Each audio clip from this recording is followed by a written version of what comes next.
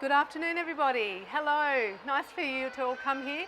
Look, I remember I've now got a 9-year-old and a 12-year-old, and it was only just about a snap of the fingers until they actually grow up. And I remember coming to these baby shows for like years and years and listening to sort of sleep help and not food help, but toilet training, potty training, and now here I am trying to give some information and advice on feeding kids. I can see most of you have actually got little toddlers, so that's really good because that's the perfect age that I'm actually talking about. And what I'm actually going to talk about today is just energy balance and giving you the right guide for the serving sizes, because what I see most parents coming to see me for in my clinics is how much is a serve, how much to give my children. I have no idea what the balance should be. And then there's just at the end of this talk I'll have some sort of ways to fill in those nutritional gaps when they do actually show those times of fussy eating. So it's getting the energy levels right, and look, that's important for adults as well as kids. And energy is basically the calories or the kilojoules that come from food, and that's food such as proteins, which is your meat, fish, chicken, eggs, legumes, cheese, your fat, which is things like avocados, oils, margarines, and carbohydrates such as breads, cereals, crackers, biscuits, fruits, and things like starchy foods like rices and pastas. So all of those foods, they break down to energy, and there's a little bit of a confusion these days with energy because we all like our children to have lots of energy, but energy in terms of calories and kilojoules, too much energy, children put on weight very quickly, too little energy and they lose weight. So basically that's where the word energy comes from. So our toddlers need plenty of energy in a balanced form so that they have lots of, they can run around, they sleep well, they process foods.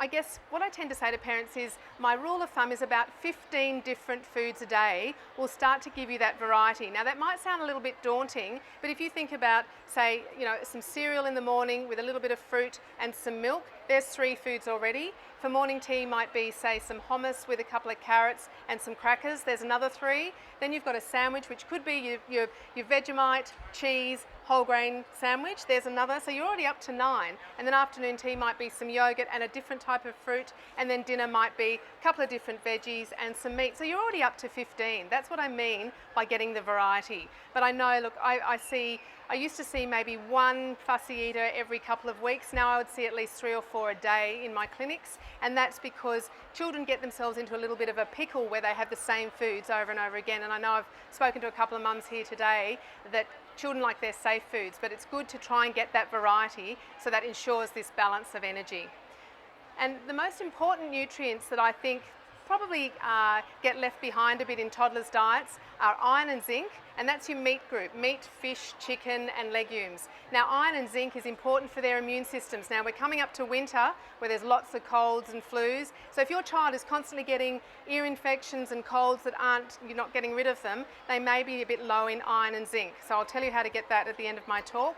Calcium is also the other one, and calcium comes from things like your yogurts, your cheese and your milk, and calcium is really important for those nails, teeth, growth of their bones and things as well. And the other one is the B group vitamins. B group vitamins, which are in whole grains and fruits and veggies, that helps unlock the energy from food. So we do need those B group vitamins. So this is probably the crux of my story. It's the serving sizes. Now, children are not little mini adults, they are children, so they need specific serving sizes. So when we look at the group of the breads and cereals, you need about 4 to 5. A toddler needs about 4 to 5 serves. Now, a serve is a piece of bread or say a wheat bix, a cereal biscuit, a couple of crackers, so 2 or 4 little rice crackers or one of the rice cakes, half a cup of porridge, which is not a lot. It's only sort of a small amount. So this is what makes up these 4 to 5 serves. So when I sit a parent down and we take a diet history, quite often they've got this beautifully growing toddler and they're getting those serves because you don't need a lot. It's not like a full sandwich. A full sandwich with 2 pieces of bread is already 2 of those breads and cereal serves. And then half a cup of pasta or rice at night. Things like sushi. Sushi actually contains half a cup of rice in 1 roll. So if they get a sushi, they're getting 1 serve, so it's really good. Fruits and veggies. This is probably the bane of most parents' lives, is how do I get fruits and veggies into my toddler? Now, a little toddler's stomach is the size of their fist. So when they have 3 or 4 or 5 grapes, their stomachs are full. So that's a serving size. And like for us, our stomachs are that size as well. They can stretch, but that's why they fill up very, very quickly. So a serving of fruit is like half an apple, half a small pear, a little piece of apricot, a quarter of a cup of juice. Be careful with juice. I've put a little star on that saying really you should dilute juice down. Better still give them fruit, because children fill up on juice and it can give them some diarrhea as well. So it's better to have the fresh fruit with the fibre. Half a cup of the canned fruit and a tablespoon of sultanas is a serving size. Have you seen those little tiny boxes of sultanas? That's a serve of fruit for children. So it just brings it back to a bit of a reality with the serving sizes. With your vegetables, these are 3 to 4 serves of these. A quarter of a cup of veggies is a serve. Now, you know, a cup is about that, so a quarter of a cup is very small. And these can be sort of grated into pastas and into stews. I used a thing with my children where a nighttime meal that they liked, like a bolognese that had grated vegetables in it, you can blend that down and spread that on their sandwich underneath their cheese. Then you get the veggies into their sandwich and you start changing the taste ever so slightly. Because what you're trying to do, many children have a hypersensitive taste and they shy away from very sort of bitter or like large taste. So if you actually sort of dull it down with the cheese, but in a very small spread on crackers or in the sandwich, you're getting those taste changes through. And half a potato or half a carrot, a quarter of a cup of legumes, which are things like your chickpeas, your red kidney beans, baked beans, that, you know, children love those things, and a half a cup of salady type vegetables. These are all a serve. So the dairy foods, believe it or not, there are some children who just don't like dairy. Again, there's only 2 serves of these a day. These are 250 mils of milk, 200 grams of yogurt, 40 gram, you know those cheese slices, those pre-wrapped cheese slices, that's a 20 gram serve. So it's 2 of those, or it's like 2 little cheese sticks, and 250 mils of custard. So those things can be used for morning teas, afternoon teas. You, believe it or not, you put about just under a cup of milk can soak into 2 Weet-Bix. So if the milk is being soaked into the Weet-Bix, you've got a cup of milk already in there. And that provides them with another really good source of protein as well as their calcium. So the meat and meat alternatives, again, this is probably the second most difficult group to get into children, especially toddlers. The reason why toddlers don't like meat is it's hard to chew. And they don't have the big chewing teeth at the back, they don't have their big molars. So what children do is they take a chunk of meat, they bite and bite and bite and bite until they actually take all the liquefied part of the meat out and it ends up being just the sinew or like gum. They try and swallow it and their body's natural defence is to bring it back up again. Or I've seen children, and I actually had one the other week, who had stored the meat overnight in their chipmunk cheeks. And they had this chipmunk cheek, and the parent didn't find it till the next morning. So they are very good at hiding things, but they can't, it's not a natural thing for a child to swallow a big chunk of meat. So I suggest parents use things like corned beef, where it's stewed overnight, where it's really, really soft. Coming into winter when you've got things like lamb shanks and ossobuco or those slow cookers. Does anyone use slow cookers or pressure cookers? It really softens it down. And cutting meat for toddlers can be in 1 centimetre by 1 centimetre bits. Then they get to chew it and it pulverises within the mouth, then they can swallow it. So, you know, and the serving size for that, 30 gram piece of meat is that. Think of a 60 gram egg, 30 grams is sort of half of that. That's 1 serve, and then an egg is your second serve. So you've got 1 to 2 serves a day for a toddler. Now, if toddlers don't like eggs and they love their Vegemite toast, I get parents to whip the egg, put the piece of bread in the egg and make it into French toast, dry fry it and put the Vegemite over the top. So then you've got the egg actually hidden in the French toast. You can make it into sticks and you can take that out with you. It's very transportable, wrapped in a bit of Glad wrap or wrapped in a bit of tin foil, and then they can use it as soldiers. So it's actually just finding these hints to getting this protein in. And that meat and meat alternative group is very high in the iron and the zinc and protein. So, but you don't need a lot of it. So again, it's a slice of roast meat, an egg, a quarter of a cup of baked beans or legumes, especially if there's vegetarian parents and children out there, and 40 to 60 grams of like a fish fillet, which is sort of like one of those, you know, like a little whiting fillet or something that you've crumbed. So has anyone got any like small questions about this particular group? The frozen fish fillets, yeah. Look, I mean, when they say sort of processed fish, it's heated and put back together, and then it's fried and then frozen. The frozen plain ones, and then you can actually dry fry it yourself. It's just got quite a lot of fat when they deep fry them and then they freeze them, but it's very easy to make it yourself. You can just get things like your white fish, like your flatheads and your brims, but careful of things like orange roughy and flake because they're higher in mercury, and you just cut them, make sure there's no bones. You can do a little bit of an egg wash and flour and then dry fry them or barbecue them. Would be great. Yes, exactly. About 1 minute each side. Sorry? Canned baked beans, yeah. I mean, my preference is, the problem why most children become fussy is their taste buds get tarnished with sugar and salt.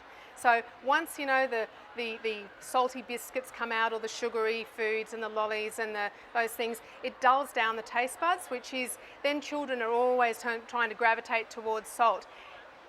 Early on, start with very low salt or no added salt products, and you can get those in beans. You can make them yourself as well. So you can do like just your navy beans in a low salt sauce, or just like canned tomatoes, and you make it with a little bit of herbs. And then you just give them, children, when they first start solids, you can see in their faces it's very, very strong because their taste buds are so underdeveloped, and there's so much more. We tend to kill them off with alcohol, curries, hot foods, coffees, teas, whereas children's taste buds are still alive. So they do like very, very bland flavours.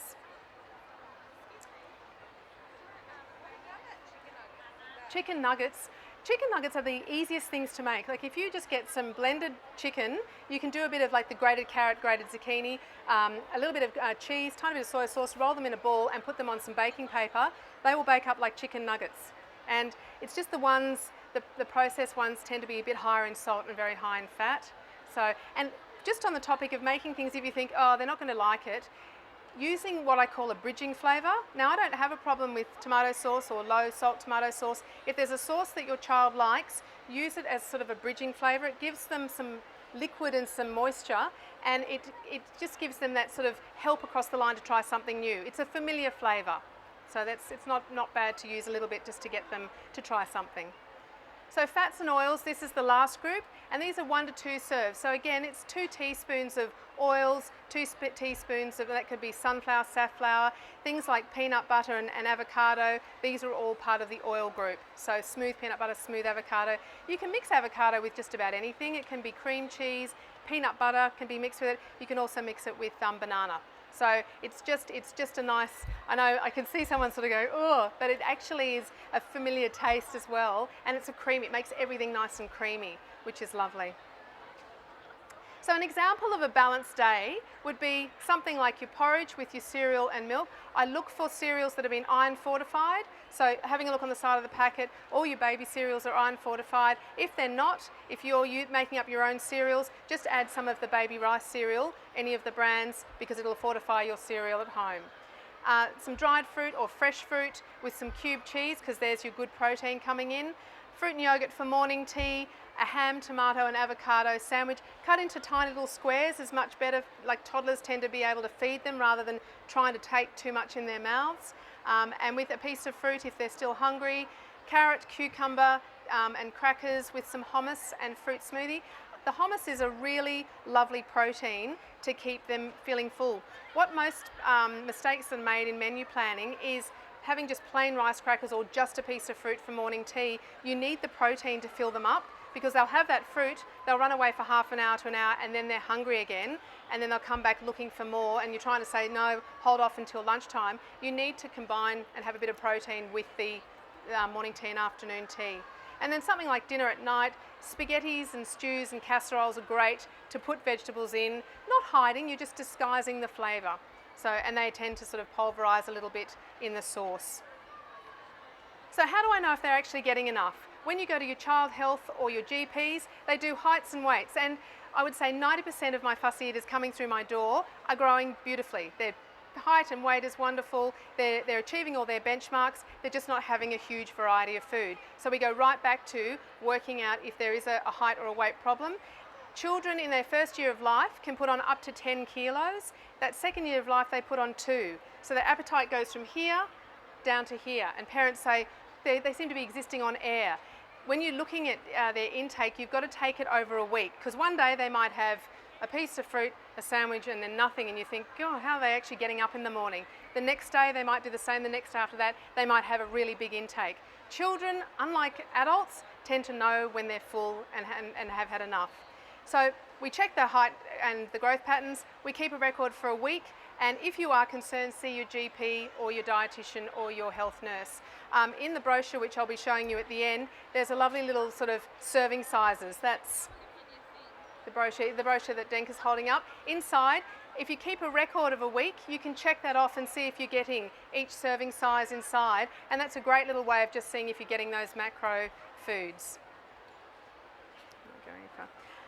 So setting up good habits. This is probably the main thing to try and avoid that age of food fussiness. Regular meal times. Now, children love regularity, they love repetition, they like same old, same old. So providing you when they wake up in the morning, especially a toddler, they need to eat first rather than have any of milks or things, and then they have that afterwards. And having their dinners at the same time is also important. Probably one of the biggest mistakes that can be made, and this is because there's so many mixed messages out there, is trying to delay dinner until everyone's at home and all sitting around the table waiting for dad or mum to come home. By that stage, toddlers over it, they're tired, their appetite's gone, they actually don't feel hungry. I don't know, many of you might have felt that when you might be shopping somewhere and think, oh, I need lunch, I'm hungry. You go to Medicare, you go somewhere else, and then by the time you've got around to all your jobs, you think, I'm not hungry anymore. That happens in 20 minutes for adults, it happens in about 6 to 7 minutes with kids. That's why they say, I'm hungry, I'm hungry, I'm hungry. You think, I'll go and do this, and you come back and they go, I'm not hungry anymore. That's because their appetite just switches off. So sometimes pulling that nighttime meal forward and giving them dinner at 4:30 and then having them have some yogurt and fruit for dinner when dad or mum comes home sometimes works better. So afternoon tea might turn into your dinner. And I've found that a lot of parents will report back to me and say they're eating twice as much as they did at dinner just by eating earlier. So regular meal times, eating in a chair. This running past, trying to shove food in as they're going past is just it's a nightmare. Not only can they choke, it's dangerous, but they have no concept of what they're eating, and they're not they're not learning from you, they're not watching what you're doing. I mean, we are role models and they learn from us. So sitting down, making eye contact, talking about the food is a great way to start. And I know, look, we used to have to sort of shove my poor little son into the chair because he'd have these terrible tantrums getting in there because he wanted to be a big boy. So we all sat down by a little table for a while. So trying to get them into some good habits early. One family, one meal. I don't know how many parents come to me and say, I cook 3 different meals at night because he doesn't eat this and my husband doesn't eat this and I don't eat that. That one meal should actually satisfy the whole family, but just with slight changes. So if you're doing something like a beef casserole, before you add all the seasonings and salts, take it out, blend it for the baby, make it into little bite-sized pieces for the toddler, and then finger foods for the older one, and then you can start seasoning it for yourself. But then if they start having something different at night, that's their learning curve. They think, oh, all I need to do is dig my heels in, I'll get my favourite cheese sandwich, and I don't have to eat what everyone else is eating. So it's setting these up early. And minimise these non-nutritious foods. High salt, high fat, little fibre. Yes, they're easy to eat, but trying to keep that to a bare minimum.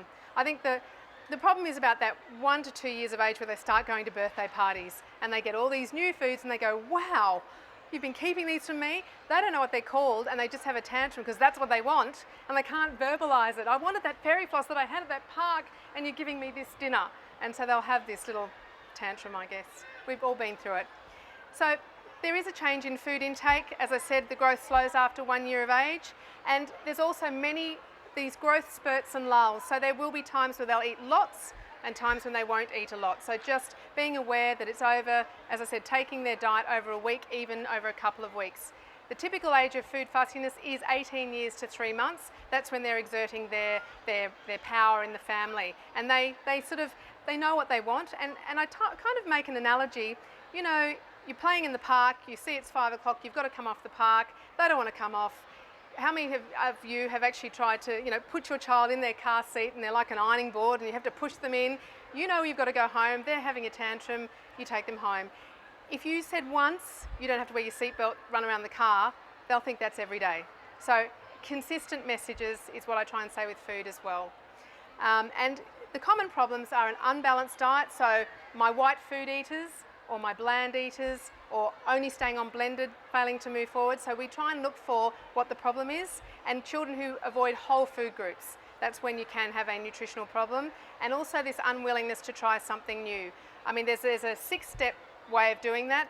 If you want them just to try one pea on their plate, night 1 is just putting it in their hands. Night 2 is bringing it up. For the little ones, it's kissing it. For the older ones, it's just licking it. So you're not asking them to eat it, you're just asking them to get it to there. Night 3 is putting it in the front of their teeth, and you say, look, can you do this without holding your hands? At least you've got it into their mouth.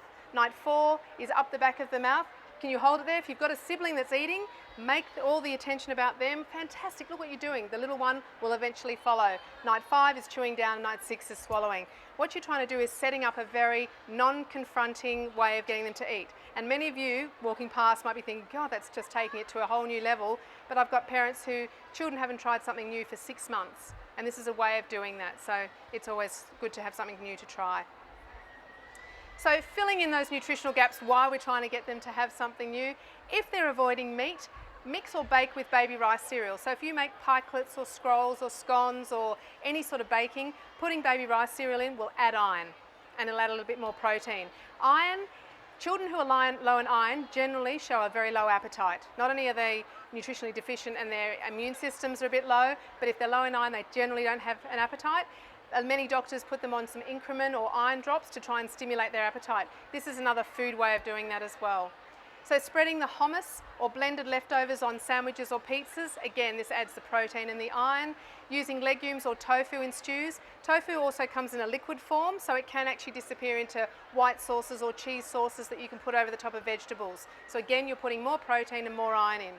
And adding something like a toddler milk in place of milk when you're doing your cooking. So again, what you're trying to do is fortify any sort of baking, any sauces, or any sort of quiches or frittatas. So that's sort of if they are avoiding those the meat ones. If they're avoiding the fruits and vegetables, again, we've heard it before, but grating zucchini and carrot and having that slow cooked or into like a bolognese sauce or into a frittata or into a quiche just can add those little bits of roughage. What fruits and vegetables do is bring in fibre, and that helps to move the bowels. I'm seeing a lot more children come in with gastrointestinal disorders, bloating, wind, cramping, constipation, and it's all because of a lack of fibre coming in. So we've really got to get that coming in. Chopping the bite-sized pieces of fruit, so they might have a favourite fruit, you put the favourite fruit in the middle and then you skewer them so it looks like a little, people do that with lollies, but you can do it with fruit, cutting the tip off so it's not spiky, and you can put it into one of those floral sort of arrangement, those, I can't remember what they're called, but then it just looks a little bit like a party tree, and children, they will follow their instincts. If other children are picking them, they'll pick them, and then at least they try different types of fruits. They're cut up, they're bite-sized, and they're easy to eat. Cooking fruits, yep. When you say constipated, how often is the toddler supposed to? The question was how often is a toddler supposed to poo? Well, it's dependent on actually some genetics as well as how old they are. I mean, generally we like to say every day, but if they're going sort of 2 days, we tend to sort of say, is it hard? Is it like little kangaroo poos? And if that is possibly a lack of water and definitely lack of fibre because it's just not moving through fast enough. So if they're moving like breastfed babies and even bottle-fed babies in that first year of life might only move their bowels once every couple of days. But once they start on solids, they should be trying to, what we call evacuate once a day. Different colours of poo. Yeah, well their guts are only very small, so they've got little intestine and then their big colons, and they tend to move through quite quickly. So if they've had a lot of pumpkin, it's going to be a little bit orangey. I mean, the only problem is if it's bleeding or if it's red or anything like that and there's straining, that's when there is an issue. Or if it's very dark. The darker the poo and the more pellety it is. Remember when we used to have art classes and pushing clay together? That means that it's been sitting there for way too long. It should be a nice light brown consistency and sort of quite sort of thin that is evacuated quite well. All of a sudden this is now a poo talk. Making a smoothie, so adding their favourite fruits. It could just be if they like milk and they don't like fruit, put the tiniest bit in there with a little bit of frozen yogurt or just normal yogurt and get that flavour just finely in there. I mean, most toddlers are the best detectives. They'll see, spot, smell anything, but if you just grate it up very slowly, you'll get a winner. Or using a fibre supplement. Sometimes, I know in a lot of them they say don't use in children, but if we just can't use the bowel, you need a bulking agent, so you need to see your GP. And so avoiding milk, using extra cheese or yogurt, trying milkshakes, baking with milk, the milk powder or toddler milk again, and using cheese sauce or white sauce in the pastas. These can be drizzled over the top of vegetables as well. And I guess my closing thing is, remember, our job is to provide healthy food for kids. Their job is to choose it. So as long as they're being provided healthy food, then they can choose the right kind of food. Kind of like when you take them to a park. You look at the park, you make sure it's safe, you close the gate, you say, you go and investigate. That's what we want to do with kids. And fussy eating is temporary, and check your foods over a week.